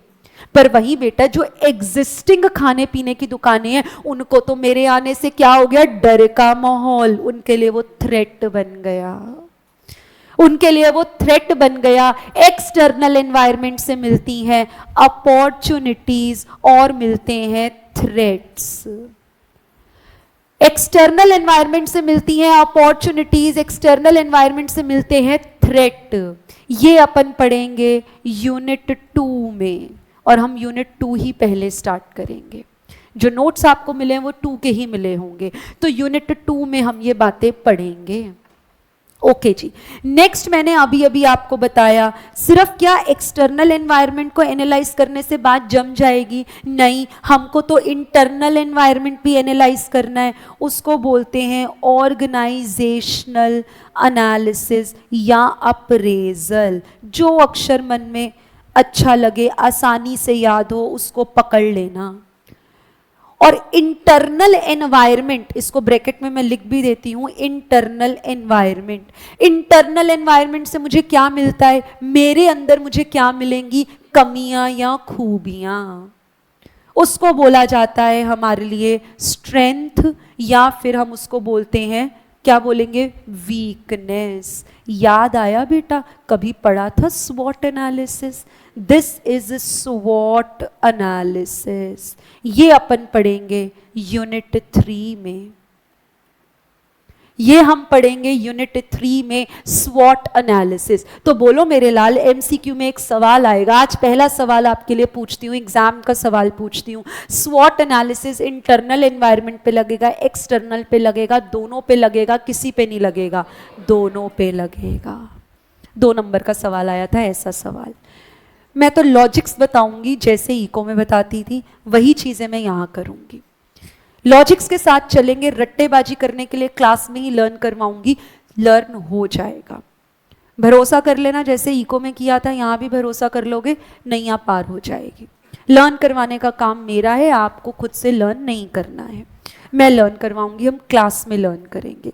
चले सुने आगे। तो यूनिट 1, यूनिट 2, यूनिट 3, ये हमने 3 चैप्टर्स में जो पढ़ना है हमने समझ लिया। अब आगे हमें क्या करना है? इसके बाद बेटा हम क्या करेंगे? अब एक्चुअल में चेक करेंगे कौन कौन सी स्ट्रैटेजीज हम बना सकते हैं। मैंने कहा मुझे सीए कोचिंग में आना है, मेरा पहला ऑब्जेक्टिव। उसके लिए मैंने इंटरनल एक्सटर्नल एनवायरनमेंट को डिसाइड किया, स्टेज 2 और स्टेज 3 डिसाइड किया। अब मैं ना स्ट्रैटेजी बनाऊंगी। स्ट्रैटेजी, यार मैं ऑनलाइन पढ़ाऊं, ऑफलाइन पढ़ाऊं, ऑनलाइन ऑफलाइन पढ़ाऊं, फाउंडेशन ऑफलाइन पढ़ाऊं, इंटर ऑनलाइन पढ़ा लेती हूँ। फाइनल तो पक्का ऑनलाइन ही सही रहेगा, क्योंकि बच्चा आर्टिकलशिप कर रहा होता है, आएगा नहीं क्लास में। तो एक काम करती हूँ, मैं ना चेक करती हूँ कि मेरा क्या कॉम्बो सही लग रहा है, कौन सा मेरी स्ट्रैटेजी जो है वो सही लग रही है। यार फाउंडेशन का बच्चा ना 12th का होता है, उसको तो स्कूल की आदत होती है, तो वो तो घर के माहौल में नहीं पढ़ पाएगा, और बच्चे भी ज़्यादा होते हैं, तो इट इज़ बेटर कि हम ना फाउंडेशन की नीड्स को ना ऑफलाइन केटर करें। स्ट्रैटेजी बना रही हूँ मैं, काम करने का तरीका ही तो बना रही हूँ, षड्यंत्र ही तो बना रही हूँ यार। पर अब क्या, बच्चे एब्सेंट भी तो होते हैं। अच्छा कुछ बच्चे तो ना CUET के रिजल्ट का भी वेट करेंगे, और CA में पढ़ना है या नहीं वो तो उनके लिए डाइसी हो जाएगा। अच्छा फिर उनसे पहले तो मैं क्लासेस शुरू कर लूँगी, तो फिर उनका तो कोर्स रह जाएगा। अच्छा एक काम करती हूँ, मैं फाउंडेशन को ना ऑनलाइन ऑफलाइन दोनों में कर देती हूँ। मैंने कहा ऑनलाइन ऑप्शन देती हूँ तो बच्चा कम आ रहा है, ऑफलाइन दे रही हूँ तो बच्चा कम आ रहा है। यार दोनों ऑप्शन से तो बच्चा खींचा चला आ रहा है, तो मैं कौन सी स्ट्रैटेजी चूज करूंगी? वो दोनों ऑनलाइन ऑफलाइन वाली।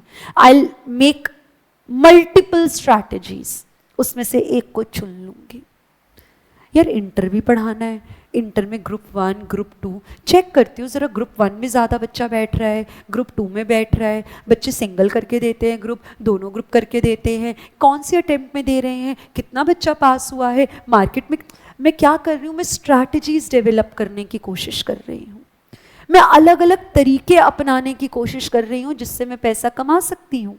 मैं अलग अलग स्ट्रैटेजीज बना रही हूं। यानी कि बेटा जी अब मैं करूंगी जेनरेट या डेवलप, क्या करूंगी? Strategies, develop multiple strategies. Multiple strategies मैं जो हूं अब उसको मल्टीपल स्ट्रैटेजीज जनरेट करूंगी, और उसमें से चूज करूंगी कौन सी?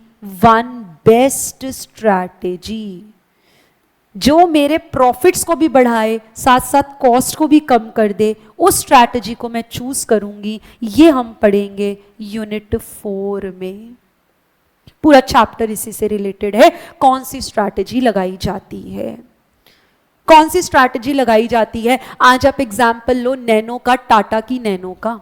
बेटा टाटा खुद खुद बर्बाद नहीं हुआ टाटा, उसका एक प्रोडक्ट नहीं चल पाया, उसका एक प्रोडक्ट नहीं चल पाया, पूरा टाटास का बिजनेस तो अच्छा खासा चल ही रहा है।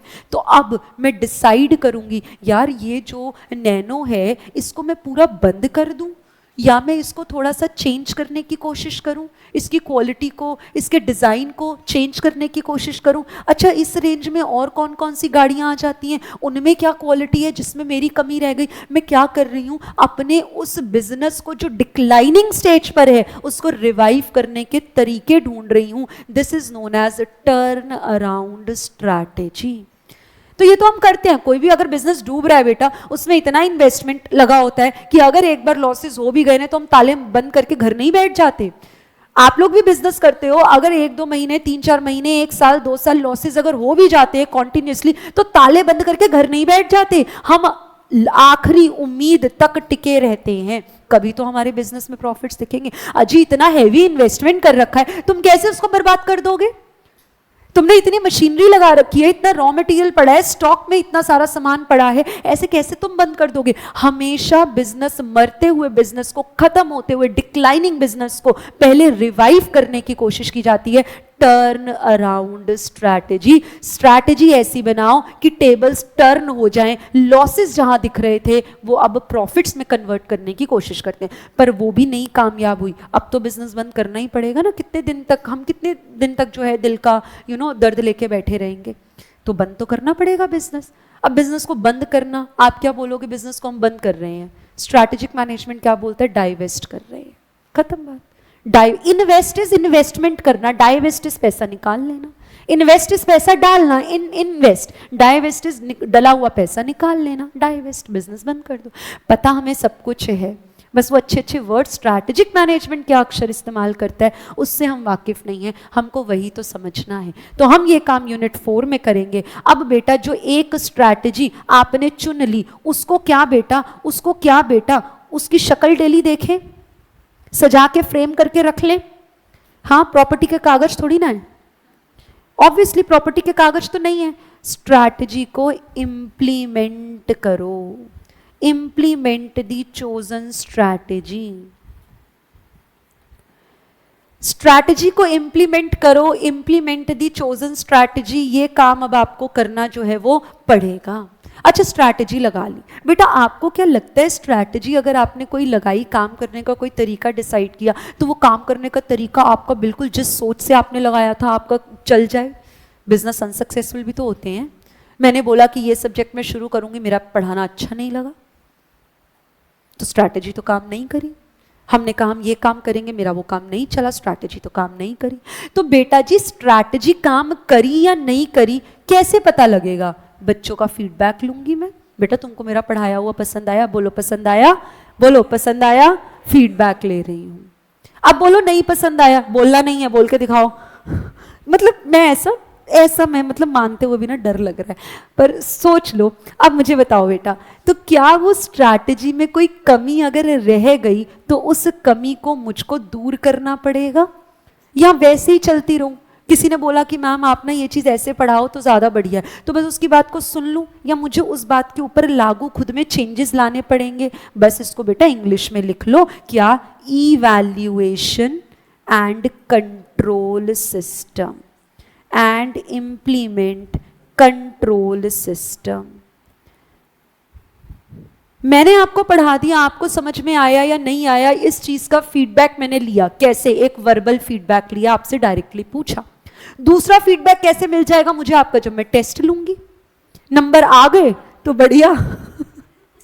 लो हंस रहे हो तुम लोग। तो मैं आपको सिर्फ तरीके बता रही हूं, ऐसे हम चेक करते हैं। अच्छा फिर मुझे पता चला कि भैया नहीं, मज़ा नहीं आया, टेस्ट में नंबर सही नहीं आए, नाउ मुझे कंट्रोल सिस्टम लगाना पड़ेगा, आपकी परफॉर्मेंस को कंट्रोल करना पड़ेगा। ऑलरेडी गिरी हुई परफॉर्मेंस है और ना गिर जाए, कंट्रोल करके रखना पड़ेगा। मैं बार बार रिवीजन क्लासेस लूंगी, मैं बार बार एमसीक्यू केस स्टडीज की प्रैक्टिस करवाऊंगी। बस बेटा यही आपको पढ़ना है यूनिट 5 में। 50 नंबर का डे 1 में खत्म हो गया। ठीक है जी। ये जो मॉडल है, ये मॉडल कहलाता है बेटा strategic management model. Strategic management model ये दिया किसने है? फ्रेड आर डेविड ने। ये मॉडल दिया है फ्रेड आर डेविड ने। नाम लर्न आपको करने हैं।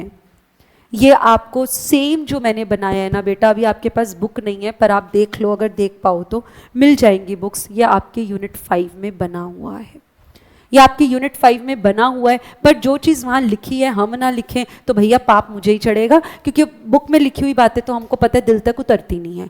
खुद से जब लिखेंगे तो दिमाग में घुसेगा, तब याद होगा, तब पेपर में जाके लिखने लायक बनोगे। ऑब्वियसली जो चीज़ें बुक में लिखी हैं उसकी हम क्लास में लिख के प्रैक्टिस करेंगे। लर्न आपको करना है मेरे साथ। फटाफट से लर्न करेंगे, जल्दी से मुझे बताएंगे, ध्यान यहाँ पर देंगे। सुनिएगा ध्यान से, हम क्या बोल रहे हैं ध्यान से सुनेंगे। सबसे पहले मुझे जवाब दो, एक ऑर्गेनाइजेशन के कितने लेवल्स ऑफ मैनेजमेंट? 3। देखो पूरी आवाज सबकी आनी चाहिए। कितने? 3। पहला लेवल, दूसरा बिजनेस लेवल, तीसरा ऑपरेशनल लेवल। पहला लेवल क्या बनाएगा? विजन और मिशन। वो दूर की सोच क्या? विजन। वहां तक पहुंचने के लिए क्या? मिशन। सेकंड लेवल क्या बनाएगा? Business model, business definition. तीसरा लेवल क्या बनाएगा? Goals and objectives. इनमें से ओपन एंडेड कौन होता है? गोल्स। क्लोज्ड एंडेड कौन होता है? ऑब्जेक्टिव्स। मुझे सेल्स बढ़ानी है, गोल। मुझे सेल्स 1 करोड़ बढ़ानी है, ऑब्जेक्टिव्स। आगे चलेंगे। स्ट्रैटेजिक बिजनेस मॉडल किसने दिया? फ्रेड आर डेविड ने। कितने स्टेप्स में बटा हुआ है? 5। पहला स्टेप लर्न करेंगे। सबसे पहले development of vision, mission, goals, objectives, business model, business definition करेंगे बेटा, लर्न करेंगे। Development of vision, mission, business model, business definition, goals and objectives. Analysis of external environment, analysis of internal environment. Creation, generation, development of multiple strategies and choosing the best strategy. Implement the chosen strategy, उसका feedback, evaluation आप करेंगे और फिर implement करेंगे। Control systems. Learn हुआ? ये बेटा लिख के आना है, सवाल सीधा सीधा आता है। Explain strategic model given by, strategic management model given by Fred R. David. ये लिख के आना है, बना के आना है। मुझे बताओ कौन, अब एक अकेला बच्चा बताओ कौन सुनाओगे? डरना नहीं, सबको तो आवाज तो इतनी आई है। कौन सुनाओगे? एक बच्चा बोलो। मुझसे डर रहे हो? हैं? मुझसे? ये देखो ये तो हंस रहे हैं। मैं डरने वाली चीज हूं? बताओ, बोलो कौन बताओगे? जल्दी सुनाओ, ऐसे नहीं बैठे बैठे मजा नहीं आएगा। कौन सुनाओगे? दिल पे लग रही है बात मेरे। जल्दी से बताओ कौन सुनाओगे? दीजिएगा माइक। अब बच्चों को हम माइक पकड़ लेते हैं। अब मौका गया, चलो सुनाओ। हम एक बिजनेस में 3 लेवल्स होते हैं। ठीक है। First is corporate level, second is business level and third is operational level. जो हमारा कॉर्पोरेट लेवल होता है वो विजन और मिशन डिसाइड करता है। जो बिजनेस लेवल होता है वो बिजनेस डेफिनेशंस डिसाइड करता है, और जो ऑपरेशनल लेवल होता है वो गोल्स और ऑब्जेक्टिव्स डिसाइड करता है। और जो कॉर्पोरेट लेवल होता है, विजन जो दूर की सोच होती है, और जो उसके लिए पाथ डिसाइड करता है वो मिशन होता है। सेकंड जो हमारा बिजनेस लेवल होता है वो स्ट्रैटेजी डिसाइड करता है, और जो लास्ट लेवल ऑपरेशनल लेवल होता है वो गोल्स और ऑब्जेक्टिव डिसाइड करता है। गोल्स जो कि ओपन एंडेड होते हैं और ऑब्जेक्टिव्स जो कि क्लोज्ड एंडेड होते हैं। नेक्स्ट जो स्ट्रैटेजिक मैनेजमेंट मॉडल है, first is development of business decisions, business definitions, goals, objectives and vision and mission. Vision mission सबसे पहले बोलना, ठीक है? आगे। Okay. Second is analysis of external environment. Third is analysis of internal environment. External से क्या मिलता है? Threats and opportunities. और इंटरनल से? Internal से strategies मिलती है। स्ट्रेंथ। Strength और वीकनेस। आगे। Then third is generate multiple strategies ये and fourth है। choose the best one. And last is implement the best strategy, और उसमें आपको feedback, evaluation and control system develop करना। किसने दिया ये मॉडल? फ्रेड आर डेविड ने। और स्ट्रैटेजिक मैनेजमेंट के पापा जी? एक चीज लर्न नहीं कर, इग्नोर नहीं। Ego answer, I got answer. एंस ऑफ। लीजिए, कौन सी? तालियां तो बजा दो, कंजूसी नहीं। कौन सी? चल, thank you so much. Done है जी, यहाँ तक की बातें। एक सवाल आपने लर्न कर लिया। अब आगे हमें क्या करना है, जब जब जो जो चैप्टर पढ़ेंगे, विजन की एक डेफिनेशन लर्न करेंगे, मिशन की करेंगे, इस तरीके से हम लर्निंग जो है वो करेंगे। नाउ एक्चुअल में अब हमें पढ़ना क्या है, अब मैं आपके साथ यूनिट 2 जो है थोड़ा सा आपको समझाऊंगी। ये मैंने आपको पूरा ब्रीफ दे दिया, 5 चैप्टर्स में हमें किस चैप्टर में क्या पढ़ना है, ठीक है जी। अब हम काम क्या करेंगे, अब हम बिजनेस एक्चुअल में करना शुरू कर रहे हैं। यूनिट 2 से हम स्टार्ट कर रहे हैं। 1 से क्यों नहीं कर रहे मैम? मेरी मर्जी, मैं चाहे ये करूं, मैं चाहे वो करूं, मेरी मर्जी। नहीं, ऐसी बात नहीं है। उसके अंदर प्लेन थ्योरी है, एडवांटेजेस डिसएडवांटेजेस हैं, उसको हम बाद में करेंगे। अभी हम कुछ इंटरेस्टिंग टॉपिक्स करेंगे जो एग्जामिनेशन पॉइंट ऑफ व्यू से ज़रूरी हैं, जो आते ही आते हैं सवाल। चलिएगा, सुनेंगे, ध्यान दो बेटा। लेटस से बेटा हम ना अब अपना काम चालू करते हैं। कौन सा काम? मैं वही एग्जाम्पल अपना उठाऊंगी। आप लोग पढ़ रहे हो, मुझको अपॉर्चुनिटी मिली है, क्योंकि सेकंड चैप्टर एक्सटर्नल एनवायरनमेंट का है ना, तो मुझको अपॉर्चुनिटी मिली है यहाँ पे कोई भी फूड स्टॉल खोलने की। मैं इसी बिजनेस को जो है काम जो है करना शुरू जो मैं है करूँगी। मैं आपके साथ क्या टॉपिक शुरू कर रही हूँ? Value chain analysis. मैं ये टॉपिक आपके साथ शुरू कर रही हूँ। उम्मीद करेंगे ये सवाल आता है, आपके लिए भी दिखेगा, चाहे एमसीक्यू में दिखे, चाहे आपको फुल फ्लैश में दिखे, पर इसके चांसेस होते हैं। तो मैं हमेशा से हर चैप्टर में वही कोशिश करूँगी, वो टॉपिक्स पहले करें जो एग्ज़ाम में पूछे ही जाते हैं। हर चैप्टर में, हर क्लास में सबसे पहले बेसिक्स आपके स्ट्रॉन्ग करेंगे, जैसे इको में करते थे। एक बार पहले थोड़ी सी क्लास बेसिक समझते थे, फिर हम डायरेक्टली अपने चैप्टर पे आते थे, तो इजी हो जाता था समझना। वैल्यू चेन एनालिसिस बेटा, वैल्यू चेन एनालिसिस की अगर मैं बात करूं तो हम क्या बोल रहे हैं कि आप कोई भी प्रोडक्ट प्रोवाइड करोगे तो बेटा प्रोडक्ट का अगर जब भी अक्षर आप पढ़ो कहीं पे प्रोडक्ट का मतलब केवल गुड्स नहीं होता, इसमें सर्विसेज भी आती हैं। हम हमेशा गुड्स एंड सर्विसेज बोलकर चलते हैं, पर कंबाइंड वर्ड उसके लिए हम प्रोडक्ट इस्तेमाल जो है वो कर लेते हैं। तो अगर आप कोई भी प्रोडक्ट बना रहे हो, उसमें जब तक आप वैल्यू ऐड ऑन नहीं करोगे तब तक वो चीज़ बिकेगी नहीं। और वैल्यू ऐड क्या सिर्फ और सिर्फ एक पर्टिकुलर स्टेज पे होती है, जैसे कि मैंने माल बनाया, बस तब मैंने कुछ अलग से फीचर डाल दिया तो मेरा वो चीज़ बिकेगा। या मैंने क्या किया, माल बनाया, उसके बाद जब मैंने बेचा ना तब बस प्रमोशन अच्छी कर दी। या फिर ऐसा भी हो सकता है, मैंने माल बनाया और जिससे रॉ मटेरियल लिया ना, वो रॉ मटेरियल का सप्लायर बहुत अच्छा है, अब तो पक्की बात है मेरा माल बहुत अच्छा बनेगा और वैल्यू जो है उसमें क्रिएट होगी। क्या ऐसा हो सकता है कि किसी भी एक पूरे इतने लंबे प्रोसीजर में माल आएगा, माल प्रोसेस होगा, माल बनेगा, माल बाहर जाएगा, माल लोगों तक जाएगा, क्या इन सभी प्रोसेसेस में हर जगह वैल्यू ऐड होनी चाहिए, या किसी एक जगह पे भी कर दोगे तो काम बन जाएगा? हर जगह होना चाहिए। अगर सिर्फ एक जगह करने से भैया काम चल जाता तो आप मुझे बताओ नोकिया कितना ज़बरदस्त चलता। नोकिया की क्वालिटी भैया एप्पल भी मात नहीं दे सकता उसको। नोकिया की क्वालिटी, जब नोकिया शुरुआत में आया था, ऊपर से भी फेंक दो लोग कहते थे टूटता नहीं है, खराब नहीं होता। क्वालिटी के मामले में आज भी नोकिया बेस्ट फ़ोन है, पर चला क्यों नहीं? लोगों को वैल्यू नहीं मिली। क्यों? उसने अपने आप को समय के साथ बदला नहीं। उसने अपने आप को समय के साथ बदला नहीं तो प्रोडक्ट की मार्केटिंग में भी सही से वो आगे नहीं बढ़ पाया।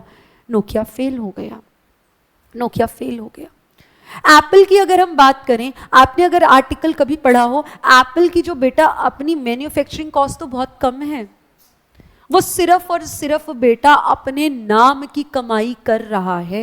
उसने अपना ब्रांड इमेज बना रखा है, लॉयल्टी, कस्टमर लॉयल्टी जीत के बैठा हुआ है, लाखों रुपया अर्न कर जाता है। पर जितना एप्पल का आईफोन चला, बाकी प्रोडक्ट्स तो नहीं चले। मैकबुक, ये सारी चीजें उतनी नहीं चली। आज भी अगर हम पर्टिकुलर किसकी सैमसंग की बात करें तो सैमसंग हम क्या कहते हैं, हर एक चीज़ ये रिसर्च भी दिखाती है, सबसे ज़्यादा जो फ़ोन बिकते हैं वो सैमसंग के बिकते हैं, उसके बाद एप्पल के बिकते हैं। फिर एप्पल के कम क्यों बिकते हैं? एप्पल तो बहुत अच्छा है। और सैमसंग के ज़्यादा क्यों बिकते हैं? सैमसंग तो एप्पल से कम अच्छा है। तो बच्चा वैल्यू जो ऐड करनी होती है ना, वो हर स्टेज पर करती है। आपने रेट तो अच्छा कर दिया, अच्छे से मतलब रेट तो आपने सही कम करके लोगों को बेचा। आपने सोचा कि कम लॉ ऑफ डिमांड लगाऊंगा, कम पे बेचूंगा ना तो ज्यादा चीजें बिकेंगी। अरे बेटा, लोगों ने जब आपकी चीजों को कंज्यूम किया, टेस्ट ही नहीं पसंद आया। लोग कहेंगे भैया टेस्ट तो इसमें है ही नहीं, मैं कम पैसे, ठीक है कम में मिल रहा है पर मुझे खाने पे सेटिस्फैक्शन भी तो मिले। मैं कोई बात नहीं, मैं महंगी चीज खा लूंगा लेकिन टेस्ट आना चाहिए। यानी कि वो जो व्यक्ति सस्ते में बेच रहा था वो कामयाब नहीं हो पाया। मार्केटिंग तो बड़ी अच्छी कर दी, सस्ते में तो चीजें बेच दी पर फिर भी नहीं बिक पाई। मूवीज कितनी सारी आती हैं, मूवीज एक गाना भी हिट करवा देता है मूवी को, स्टोरी लाइन कुछ नहीं होती। कुछ मूवीज ऐसी होती हैं पता भी नहीं चलता कब रिलीज हुई हैं, उनका ज्यादा प्रमोशन भी नहीं होता फिर भी बहुत चल जाती हैं। तो बेटा सिर्फ आप चीजों के बनाने पर ध्यान दोगे तभी माल बिकता है, ऐसा नहीं होता। सिर्फ मार्केटिंग पे ध्यान दोगे तभी अच्छा माल बिकेगा, ऐसा नहीं होता। सिर्फ आफ्टर सेल सर्विसेज अच्छी दे दोगे माल बिकेगा, ऐसा नहीं होता। लोग BMW खरीद लेते हैं, कहते हैं हाथी पाल लिया। अब अगर खराब हो गया तो भैया स्पेयर पार्ट्स उसके बहुत महंगे हैं। वहीं अगर आप मारुति की गाड़ियां खरीदते हो, लोग कहते हैं सस्ती भी है, हर जगह इसके आपको सेंटर, सर्विस सेंटर मिल जाते हैं। तो हम हर एक चीज, एक कस्टमर, एक कंज्यूमर बहुत सारे पर्सपेक्टिव्स को चेक करके चीजें खरीदता है। इसलिए आपके लिए बहुत जरूरी है जब भी कोई माल बनाओ, एक एक चीज पर फोकस करो, एक एक प्रोसेस पे फोकस करो।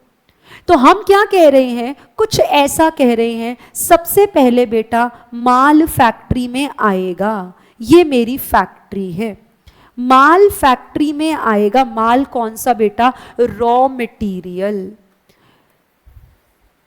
अभी मत बनाना, बाद में, पहले मुझे कंप्लीट करने दो फिर बनाना। सबसे पहले फैक्ट्री में माल आएगा, ये है मेरी फैक्ट्री, यहां पर माल आएगा। माल आना यानी कि रॉ मटेरियल्स का आना, रॉ मटेरियल्स का आना। रॉ मटेरियल्स जब आएंगे फैक्ट्री में तो जहां से मैं रॉ मटेरियल मंगवा रही हूं, इसका मतलब होता है बेटा इनबाउंड लॉजिस्टिक्स। माल उतरवा ले छोटू, माल छोटू काउंट कर लियो, सही उतरा है जितने का ऑर्डर दिया था। छोटू माल देख लियो, टूटा तो नहीं है, खराब तो नहीं है, जो खराब है ना वापस भेज दियो। छोटू टिक कर दियो जो जो माल आया है।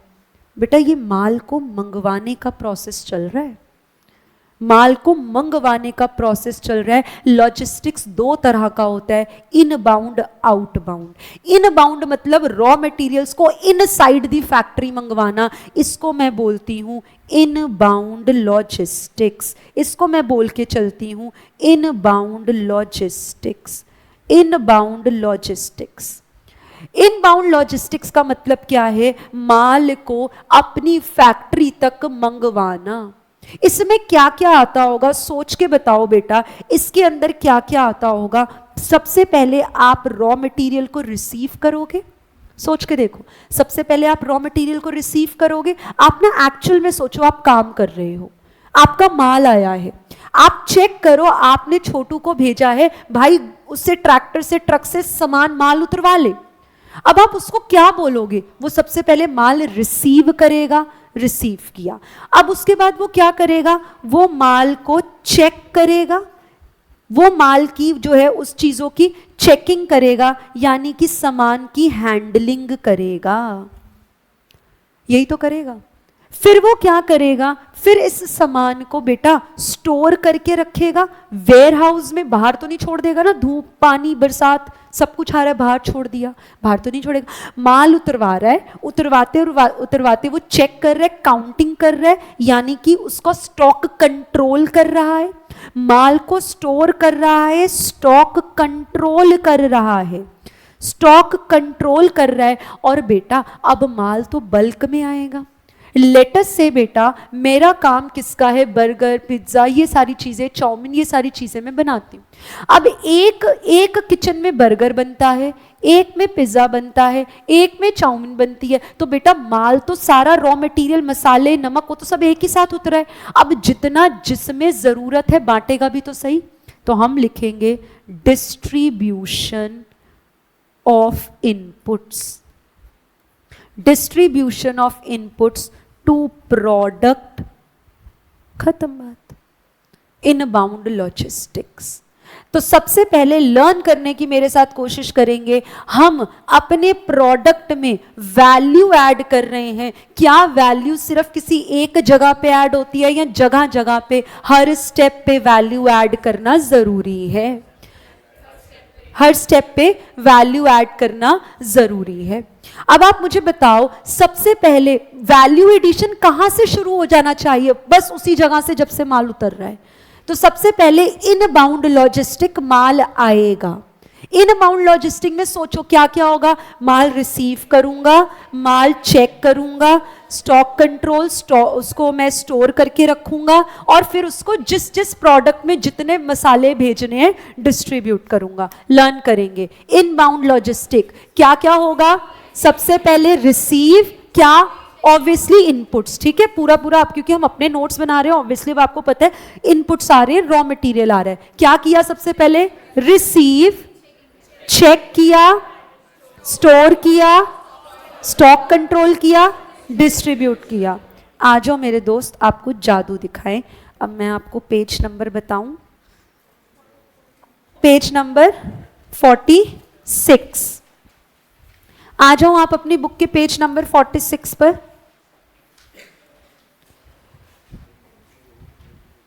पहला चेक करो इनबाउंड लॉजिस्टिक, तब तक जरा रीड करके देखो।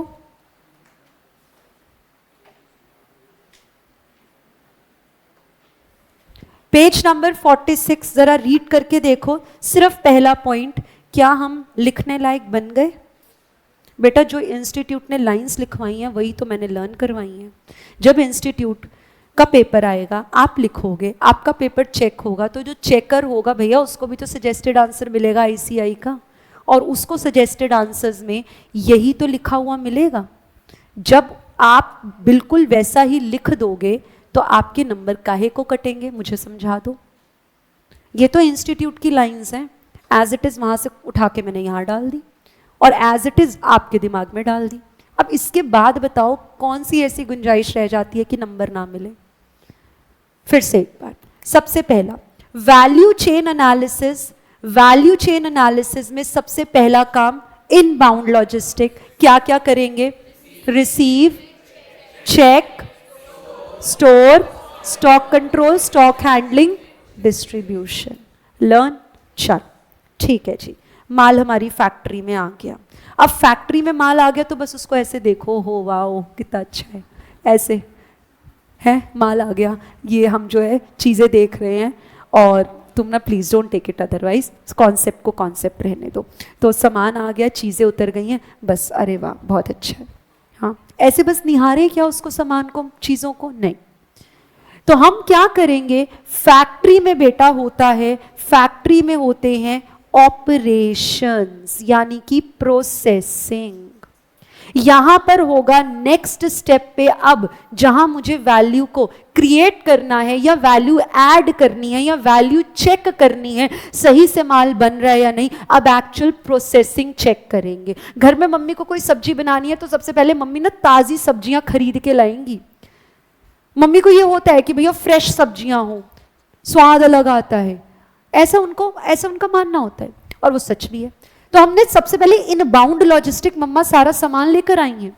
अब भैया खाना बनाना है तो नमक मिर्च मसाले वो भी तो सही डलने चाहिए, सिर्फ ताजी सब्जियां आने से तो काम नहीं चलने वाला। ताजी सब्जियों को सही से उसमें नमक मिर्च मसाले जब तक नहीं डलेंगे, ऑपरेशंस प्रोसेसिंग नहीं होगी, तब तक कैसे खाना अच्छा बनेगा? तो चलो जी, ऑपरेशंस जब होंगे, आप मुझे बताओ, अब ऑपरेशंस में बुक से नहीं देखोगे, आप सिर्फ स्क्रीन पे देखोगे। बुक में पहले देख लिया तो लर्न कभी नहीं हो सकता। पहले आप लर्न करोगे मेरे साथ, फिर वही अक्षर मैं आपको बुक से दिखाऊंगी। हम अब करेंगे ऑपरेशंस। ऑपरेशंस का मतलब क्या हुआ? सबसे पहले बेटा मशीनिंग, ऑयलिंग करेंगे कि नहीं करेंगे? मशीन को रेडी तो करेंगे ना। हम सबसे पहले मशीनिंग करेंगे। हम सबसे पहले मशीनिंग करेंगे चीज़ों को। अच्छा एक और बताओ, अब इतना सारा सामान जो है अलग अलग आ रखा है, सारा माल अलग अलग आ रखा है, उसको असेंबल नहीं करोगे? उसको असेंबल भी तो करना पड़ेगा। हम असेंबलिंग करेंगे, मशीनिंग करेंगे, असेंबलिंग करेंगे, हम उसकी पैकेजिंग भी तो करेंगे। हम उसकी पैकेजिंग भी जो है वो करेंगे। इसको आप लर्न कर सकते हो map. Map, machining, A is for assembling, P is for packaging. So operations map, map करना है, मशीनिंग, असेंबलिंग, पैकेजिंग। और देखो निमोनिक्स हम हर जगह भी लिखवाएंगे ना बेटा, तो एग्जाम में ना यही घूम जाओगे किसका कौन सा था। तो इसलिए हर जगह भी मैं नहीं लिखवाऊंगी, और वो लिखवाना ठीक भी नहीं है। अभी बहुत मज़ा आएगा कि हर जगह तो मैम ने निमोनिक्स दे दिए, मैं दे भी दूंगी, बनाने को तो मैं इसका भी बना दूँ, कोई प्रॉब्लम नहीं, आप खुद भी बना लोगे, पर करना मत ये काम। जहाँ बहुत ज़रूरी है वहाँ बनाएंगे, नहीं तो बेटा एक तो चीज़ें याद करो, फिर दूसरी चीज़ ये भी याद रखो कि उसका किसका कौन सा किसका क्या था, यही दिमाग घूम जाएगा। तो हरकतें वो करना जो आखिरी दम तक साथ दे तुम्हारी। जो बीच में हरकतें तुम्हारे को छोड़नी पड़ जाए ना, वो हरकतें अच्छी नहीं होती हैं, वो जानलेवा होती हैं, इंजूरियस टू हेल्थ। तो यहाँ पे वो इंजूरियस टू स्टडीज हो जाएंगी, हरकतें मत करना। जब बहुत ज़रूरी है भैया, अब तो याद हो ही नहीं रहा, तो अपने हिसाब से आप बना सकते हो, पर मैं भी वहाँ बनवा कर दूंगी जहाँ मुझे लग रहा है भैया यहाँ पे अभी लर्न करने में इशू आएगा। तो अब जैसे यहाँ पे मुझे पता है कि भैया वहाँ पे भी कुछ पॉइंट्स है, यहाँ पे भी कुछ पॉइंट्स है, इसका इधर उधर ना हो जाए, एक का चलो बना दिया। तो यहाँ पे हमने बोला मैप, मशीनिंग, असेंबलिंग और पैकेजिंग। अच्छा और मुझे बताओ, अब आपने सब कुछ कर लिया, आपको बेटा कन्वर्जन नहीं करना था इनपुट को आउटपुट में। अच्छा ये आगे पीछे आप कर सकते हो, ये जो पॉइंट्स हैं आप इनको आगे पीछे, पर इनबाउंड पहला है वो पहला ही रहेगा, ऑपरेशन दूसरा है वो दूसरा ही रहेगा, अंदर जो है इसके पॉइंट्स को आप आगे पीछे कर सकते हो। Conversion of inputs into outputs. अच्छा बेटा और क्या कर सकते हो? आपने अब बना लिया तो आपको भैया टेस्टिंग नहीं करनी, मम्मी टेस्ट भी तो करती हैं, सही बना ऐसे ऐसे चख लेती हैं थोड़ा सा, या आपको कहेंगी चम्मच से थोड़ा सा चख ले। हम कर रहे हैं टेस्टिंग, दैट इज टेस्ट करना, दिस इज टेस्टिंग। टेस्टिंग खत्म हो गया बेटा। फैक्ट्री में ऑपरेशंस में यही काम तो होंगे। क्या काम होंगे? एक मैप होगा, उसके बाद कन्वर्जन और आपका टेस्टिंग। इनमें से ज़रूरी नहीं है आपको सभी लिखने हैं, 3-4 लर्न करो, आगे एटसेट्रा लिख दो, पर वो 3-4 जो नाम है ना, वो प्लीज़ कोशिश वही करना जो ICI स्टडी मैट में लैंग्वेज दे रहा है, और मैं वही लिखवा रही हूँ। कोशिश पहले सब कुछ लर्न करने की जो यहाँ पे लिखा है, लेकिन उसके बाद 3 से 4 नाम फिर भी लर्न ज़रूर करिएगा, और वो अक्षर वही हो जो ICI का स्टडी मैट आपसे उम्मीद करता है। अभी रिसेंटली एक बच्चे ने मुझसे SM का पेपर उसने निकलवाया होगा इंस्टीट्यूट से, और उसने मुझे शेयर किया, उसको 8 नंबर मिले SM में। हाँ 50 में से नहीं, 35 में से, 35 की बात कर रही हूँ, सिर्फ डिस्क्रिप्टिव की बात कर रही हूँ, 8 या 10 नंबर। अब आप सोच के देखो बेटा, उसने मुझे आंसर, राइटिंग बड़ी अच्छी, मतलब यूजुअली बॉयज़ की अगर मैं बात करूँ राइटिंग उतनी अच्छी नहीं होती है, हाँ तुम लोग दिल पे मत लेना। अब ने एक्चुअली इको में तो MCQ पेपर था, मुझे किसी की भी राइटिंग नहीं पता, अब पता चलेंगे तुम्हारे असली चेहरे। तो एनी हाउ उसकी राइटिंग बड़ी अच्छी, बहुत अच्छा उसने लिखा हुआ, और फिर भी गलत क्यों? इंस्टीट्यूट ना पढ़ ही नहीं रहा है। इंस्टीट्यूट को लाइनें वो चाहिए जो उसके सामने यहाँ लिखी हुई हैं सजेस्टेड में। सजेस्टेड आंसर के कुछ वर्ड्स बेटा आपको चाहिए, और मैंने यही देखा जहाँ जहाँ उसने suggested answers ICI study mat की लैंग्वेज लिखी है वहाँ उसको नंबर मिले हैं। जहाँ उसने हवाबाजी की है, अपनी लैंग्वेज लिखी है, वहाँ पे हवाबाजी उसने भी की है, नंबर नहीं दिए। तो अब देखो checker to checker, paper to paper भी डिफर करता है। मैं सिर्फ SM की बात कर रही हूँ, इसको हर एक थ्योरी सब्जेक्ट में लगाने की बिल्कुल ज़रूरत नहीं है। मैं सिर्फ SM की बात कर रही हूँ क्योंकि उसमें 50 मार्क्स का FM भी होता है, तो वहाँ पे भी अलग चेकिंग एसएम के पेपर की अलग चेकिंग, मैं सिर्फ एसएम की बात कर रही हूँ। काइंडली डू नॉट इसको चिपकाना नहीं इस बात को हर सब्जेक्ट के साथ, चाहे थ्योरी चाहे प्रैक्टिकल, सबका चेकिंग डिफरेंट होता है। क्योंकि मैंने वो वाला पेपर देखा तो ये चीज़ मुझे भी समझ में आ गई कि भैया आईसीआई अगर स्टडी मैट दे रहा है तो उसकी इज्जत तो करनी पड़ेगी। ये वो अक्षर मैंने लिखवा दिए। एक बार फिर से बोल दो। पहला स्टेप इन बाउंड का, अब काम ऑपरेशंस। ऑपरेशंस में बोलो क्या क्या काम होगा? Map, machining, assembly, packaging, conversion of input into outputs, testing. दो याद हुए? चलो ये दो एक बार फिर से अब मैं हाइड कर दूं, चलो कोई बात नहीं, इसको आगे जो है कंप्लीट बाद में करेंगे। फिलहाल मुझे सब कुछ जो मैंने आज पढ़ाया फटाफट से रिवाइज करवा दो, सवाल मेरे जवाब आपके। करें शुरू? पक्का? चलो जल्दी से। स्ट्रैटेजिक मैनेजमेंट के फादर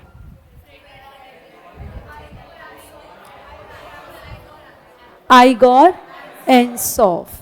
आगे चेक करेंगे कितने लेवल्स ऑफ मैनेजमेंट होते हैं? 3। कौन सा? Corporate, business, operational. पहला लेवल क्या करेगा?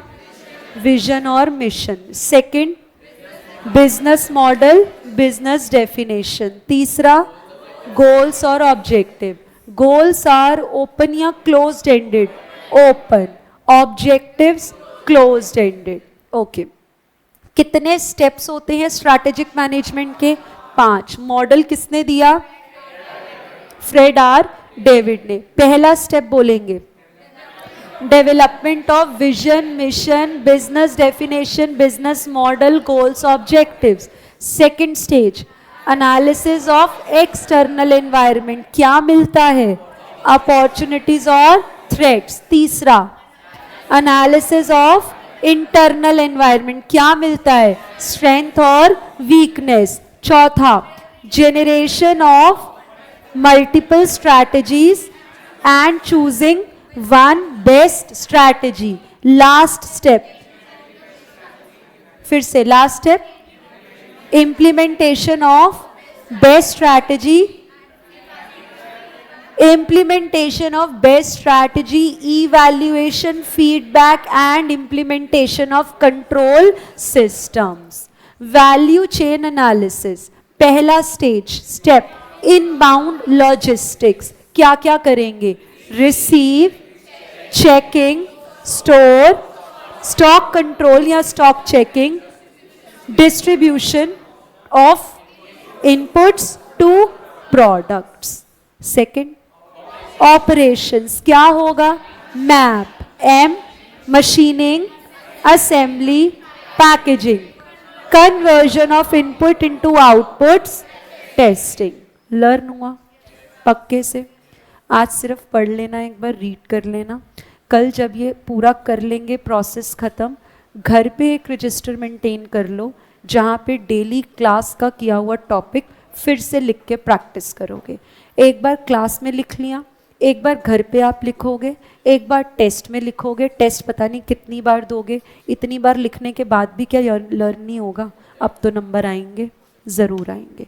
ठीक है, चल तो आज की क्लास फिर यहीं पे ख़त्म करते हैं। Thank you so much, all the best, hope you enjoy today's class, all the very best. ओम नमः शिवाय। ठीक है जी।